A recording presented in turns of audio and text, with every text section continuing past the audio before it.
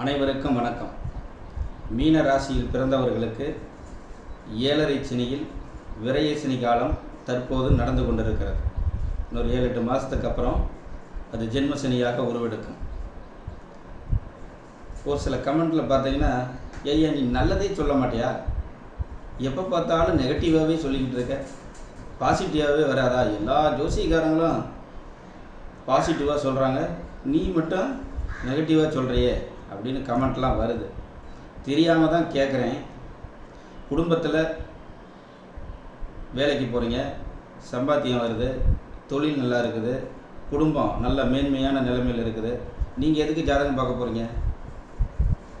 குடும்பம் நல்லா இருக்குது, நல்ல நிலையில் போய்கிட்டு இருக்கு, ஜாதகத்தை யாராவது போய் பார்ப்பாங்களா? நம்மளை சுற்றி ஏதாவது நடக்குது, ஏதாவது பிரச்சனை, ஏதாவது சிக்கல், இவங்களால் பிரச்சனை, அவங்களால பிரச்சனை, வீட்டில் ஏன் உடம்பு சரியில்லாத போகுது, ஏன் ஒரு சில விஷயங்களுக்கு கடன் வாங்க வேண்டி வருது, சிலருக்கு ஏன் கடன் கொடுக்க முடியாமல் போகிறது, என்ன நடக்குது அப்படிங்கிற நிலையில் தானே ஜாதகத்தை தூக்குறோம். நல்லா இருக்கும்போது எதுக்கு ஜாதகம் பார்க்க போகிறோம்? நடப்பதை மாற்ற முடியாது, நடப்பதை நிறுத்த முடியாது. முன்னெச்சரிக்கை நடவடிக்கையாக நமக்கு இந்த மாதிரி ஒரு கிரக நிலைகள் வரப்போகுது. அது ஒரு அட்வான்ஸாக தெரிஞ்சுக்கக்கூடிய அமைப்பு தான். அதாவது தெரியாமல் டக்குன்னு நடக்கிறதுக்கு மனசை எப்படி பாதிக்கும், தெரிஞ்சது வரப்போகுது அப்படின்னு தெரிஞ்சு வரப்போகும்போது அதை சமாளிக்கக்கூடிய ஒரு நிலை வரும். அதுக்காக தான் முன்னெச்சரிக்கையாக சொல்கிறது. மனிதர்களுக்கு சிற்றின்பம் மட்டும்தான், பேரின்பம் தேவர்களுக்குத்தான்.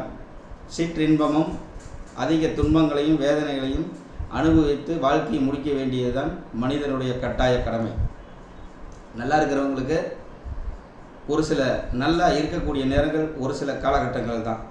நல்ல யோக தசாபுத்திகள், ஜென்மசனி அஷ்டமசனி காலங்கள் இல்லாமல் இருந்து குறிப்பிட்ட காலங்கள் தான் ஒரு மனிதனோட வாழ்க்கையில் கிடைக்கும். அதையும் அனுபவிப்பதற்கு மனிதருக்கு ஆயுள் வேண்டும்.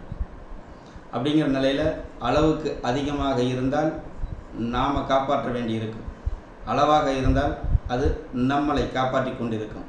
இதை மனதில் நிறுத்தி கொண்டு இந்த ஜென்மசனி காலங்களில் கேட்ட மாதிரி ஒரு நல்ல விஷயத்தை சொல்லிடுவோம். மீன ராசிக்காரங்க ஒரு அப்டேட், அவ்வளோதான். அடுத்தது ஜென்மசனி வரப்போகுது. ஜென்மசனியில் நல்லா இருக்கக்கூடிய காலகட்டம் 1 வருஷம் இருக்குது. ஜென்மசனி 2.5 ஆண்டுகள் to 3 ஆண்டுகள் வரை ஒரு ராசியை கிடக்கும். ஒரு மந்த கிரகம் சனி ஒரு நீண்ட பிரயாணத்தை மேற்கொள்ளும் ஒரு பிளானட். அப்படிங்கிற நிலையில் ஒரு வருடம் 2026 மேவிலிருந்து 1 வருடங்கள் மீனராசியில் பிறந்தவங்க எல்லாம் உடல்நிலை எல்லாம் நல்லா இருக்கக்கூடிய காலகட்டம். ஏன் அந்த 1 வருஷம் மட்டும்? அதுலேயும் ஒரு சில விஷயங்களை, ஒரு சில நட்சத்திரம் அனுபவித்ததுக்கு பிறகு உத்திரட்டாதி 3, 4, ரேவதி 1ஆம் பாதம், இந்த 3 நட்சத்திரத்தில் பிறந்தவங்க அந்த ஜென்மசனியினுடைய பாதிப்பு தெரியாமல் கடந்து போகும். ஏன், எப்படி அப்படிங்கிற ஒரு டவுட் வரும்ல உங்களுக்கு. 2026 மேவிலிருந்து குரு பயிற்சியாக போகிறது. வருஷம் குரு பயிற்சியாக தான் செய்யும். இந்த பயிற்சி 2026 மே 14க்கு மேலே ஆக போகும் குரு உங்களுடைய ராசிநாதன் உச்சமாகி 9ஆம் பார்வையாக உங்கள் ராசியை பார்க்கும் காலம் அது. என்ன நடக்கும்? அதாவது சுக்கிர தசையோ சுக்கிர புத்தியோ, புதனுடன் இணைந்த சுக்கிரன், இல்லை சுக்கிரனுடன் இணைந்த புதன், சுக்கிரனுடன் இணைந்த கிரகம், இதனுடைய புத்தி தசா புத்திகள் நடக்கும் பொழுது திருமணம் நடக்கும். ஏழரசனில் திருமணமாகாத நேராக சொல்ல முடியுமா? குருவினுடைய வலுப்பெற்ற பார்வை இது. அதான் சொன்னேன், அதிர்ஷ்டவசமாக தப்பிக்கும் மீன ராசியினர் எந்த நட்சத்திரத்தில் பிறந்தவர்கள், இந்த 3 நட்சத்திர பாதத்திலையும் பிறந்தவங்களுக்கு நன்மைகள் நடக்கக்கூடிய அமைப்பு. ஜென்மசனி அப்படிங்கிற ஒரு பாதிப்பு பெரிய அளவில் தெரியாத நிலை இருக்குது. இதுக்கெல்லாம் ஒரு குடுப்பணம் தான் வேணும். மீனராசியில் பிறந்தவங்க இப்போ ராகு கடந்து கொண்டு இருக்குது, ஒரு சில பிரச்சனைகளை சந்திச்சிட்டிங்க, அடுத்தது சந்திக்க போகிறீங்க. ஜென்மசனியில் ஒரு சில நட்சத்திரங்கள் சந்திக்க போகுது, அதை பின்னாடி பார்ப்போம். அதனால் மீன ராசியில் இந்த 3 நட்சத்திரம், இது உத்திரட்டாதி 3, 4, ரேவதி 1ஆம் பாதம், இந்த 3 பாதத்தையும் குரு 1 வருடம் பார்த்து கொண்டு இருப்பார். மீனராசியை ஒரு 13 மாதங்கள் கடந்து கொண்டு இருக்கும் நிலையில் குரு பார்வை வர்ற நிலையில் இந்த 3 நட்சத்திரக்காரர்களும் ஜென்மசனியினுடைய பாதிப்பு என்னென்னு பெருசாக தெரியாத அளவுக்கு போகும். அதுவும் பௌர்ணமி அமைப்பில் பிறந்தவர்களுக்கு எதையும் சமாளிக்கக்கூடிய அமைப்பில் இருக்கும். சரி, இப்போது தப்பிக்க போகிறீங்க, தப்பிச்சிட்டிங்க. ஒரு 3 நட்சத்திரக்காரங்க மீன ராசியில் பிறந்தவங்க. ராகு இப்போ வெளியே போகுது, 5-6 மாதத்தில் வெளியே போயிடும். அப்போ சனி உள்ளே வரும் பொழுது உத்திரட்டாதி 1ஆம் பாதத்தில் 2 கிராஸ் ஆகும். உத்திரட்டாதி, இது பூரட்டாதி 4ஆம் பாதம். பூரட்டாதி 4ஆம் பாதத்தில் சனி உள்ளே வரும்போது ராகு வெளியே வரும். 2 கிரகங்களுமே ஒரு நட்சத்திர பாதத்தை சனி கடக்க எடுத்துக்கொள்ளும் கால அளவு 3.5 to 4 மாதங்கள். ராகு ஒரு நட்சத்திர பாதத்தை கடக்க எடுத்துக்கொள்ளும் கால அளவு தோராயமாக 2 மாதங்கள்.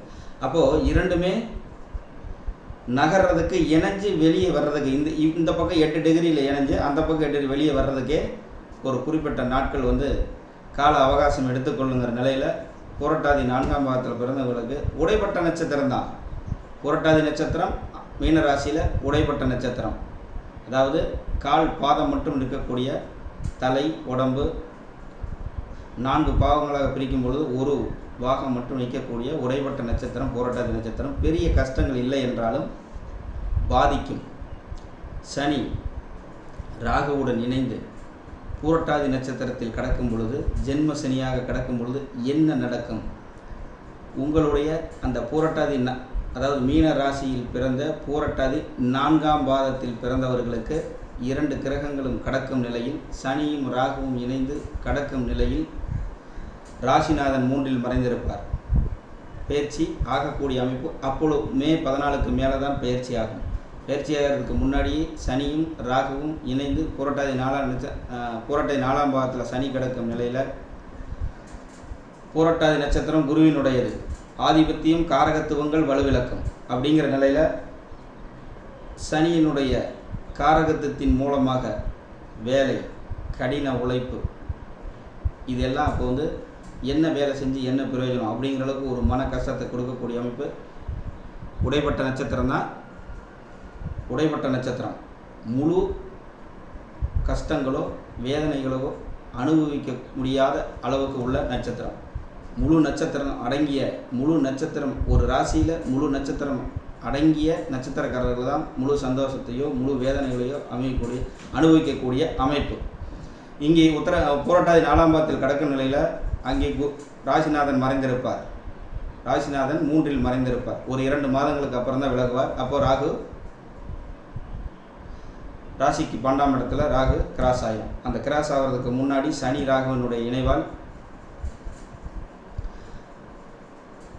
புரட்டாதி நட்சத்திரத்தில் கடக்கும் நிலையில் உங்களுடைய உடல்நிலை, உங்கள் ராசிக்கு 10ஆம் பாவகமாகிய 2 ஆதிபத்தியத்துக்கும் அதிபதியான குரு ராசிக்கு 3இல் மறைந்திருக்கும் நிலையில் சனி ராகு குருவினுடைய நட்சத்திரமான புரட்டாதி 4ஆம் பாதத்தில் கடக்கும் பொழுது தொழில் ஸ்தானம், உடல்நிலை, இதெல்லாம் சனியினுடைய காரகத்தின் மூலமாக வலுவிழக்கும்.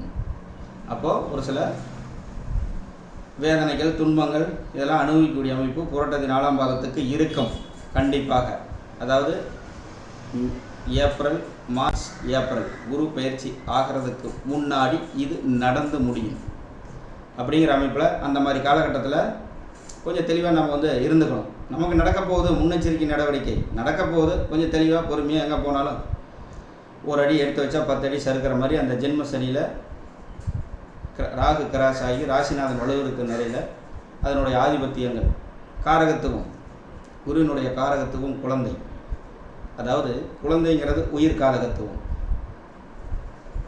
ராசி தொழில் ஸ்தானம், ராசிக்கு 10ஆம் பாவகம் குருவினுடையது அப்படிங்கிற நிலையில் உங்களுடைய உடல்நிலை, உங்களுடைய 10ஆம் பாகம் என்ன தொழில் செஞ்சாலும் சரி, குருவினுடைய காரகத்துவம் குழந்தை சம்பந்தப்பட்ட வகையில் ஒரு சில பிரச்சனைகள் அப்போது நடக்க தான் செய்யும். அப்படிங்கிற நிலையில் அந்த சனி ராகு கிராஸ் ஆகும் பொழுது மீன ராசியில் பிறந்தவங்க எதுலேயும் ஒரு முன்னெச்சரிக்கை நடவடிக்கையாக இருக்க வேண்டும். நமக்கு வரப்போகுதுன்னு தெரிஞ்சுக்கிட்டோம், நடக்கிறத நிறுத்த முடியாது. தெரிஞ்சுக்கிட்டோம்னா அதுக்கு உண்டான மாதிரி சமாளிக்கக்கூடிய அமைப்பில் இருக்கும்.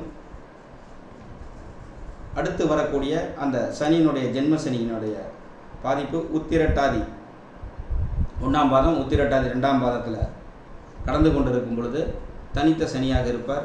குருவின் வீட்டில் தான் இருக்கிறார். கிட்டத்தட்ட முழு நட்சத்திரம் அடங்கியது ஜென்ம ராசியில் சனி கிடக்கும் காலம்.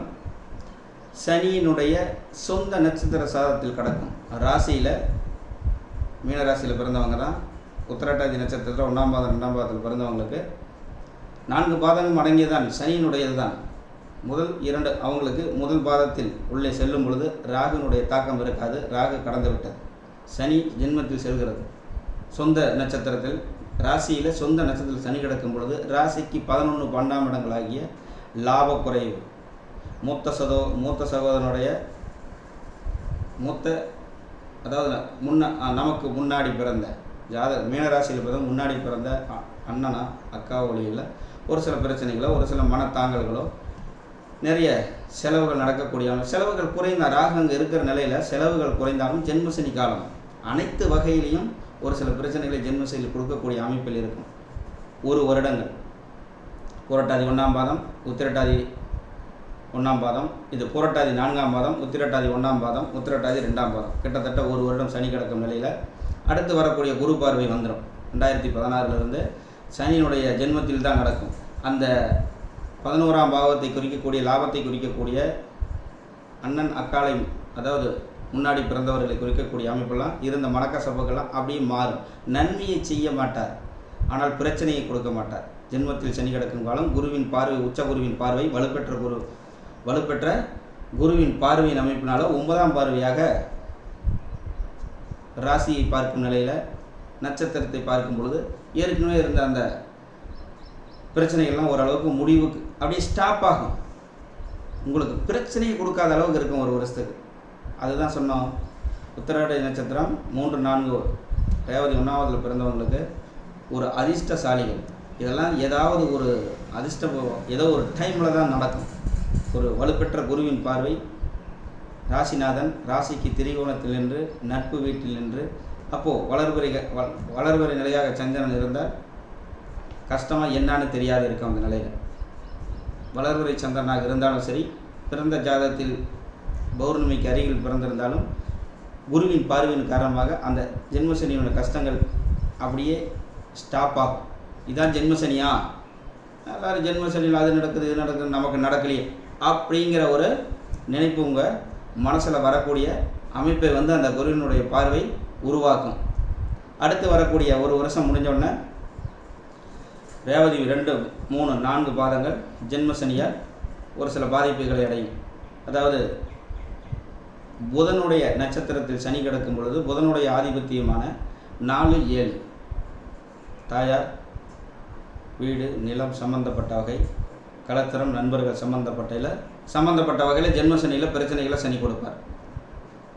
அதாவது கோச்சாரத்தில் ஒரு ஜென்மசனி நடந்து கொண்டிருக்கும் பொழுது எந்த நட்சத்திரத்தில் கிடக்கிறதோ அந்த நட்சத்திரத்து அதிபதியினுடைய ஆதிபத்திய காரகத்துவங்கள் அங்கே செயல்படும். சனி அப்பொழுது சுபத்துவப்பட்டு இருந்தால் தாக்கங்கள் குறையும். ஒரு விஷயத்தை நம்ம ஜென்மசனியில் என்ன நடக்கும் அப்படிங்கிறத புரிஞ்சுக்கிறதுக்கு ஜென்மசனியில் எந்த சாரம் கொடுத்த கிரகங்களுடைய ஆதிபத்திய காரகத்துவங்கள் அங்கே சனியினுடைய காரகத்துவத்தின் மூலமாக வெளிப்படும். ஜென்மசனியில் மன கஷ்டத்தை கொடுக்கணும்.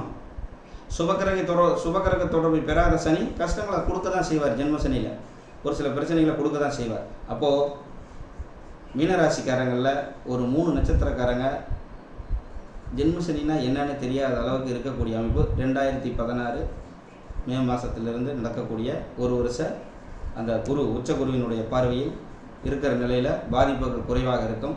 மற்ற நட்சத்திரக்காரர்கள் ஒரு சில பிரச்சனைகளை சந்தித்து தான் ஆகணும். எப்படி சனி எந்த நட்சத்திரத்தில் கிடக்கிறதோ அந்த நட்சத்திர ஆதிபத்தியங்கள் சொன்ன மாதிரி ஒரு சில விஷயங்கள் நடந்தே தீரும். அப்படிங்கிற நிலையில் ஜென்மசனி எப்படி கிடக்கிறதுங்கிறது ஒரு சில மீனராசிக்காரங்க ஒரு அப்டேட் பண்ணியாச்சு. அதன்படி நீங்கள் ஒரு சில விஷயங்களை ஒரு சில முன்னேற்பாடுகளோடு செய்யுங்க. எனிவே, தேங்க்ஸ் ஃபார் வாட்சிங்.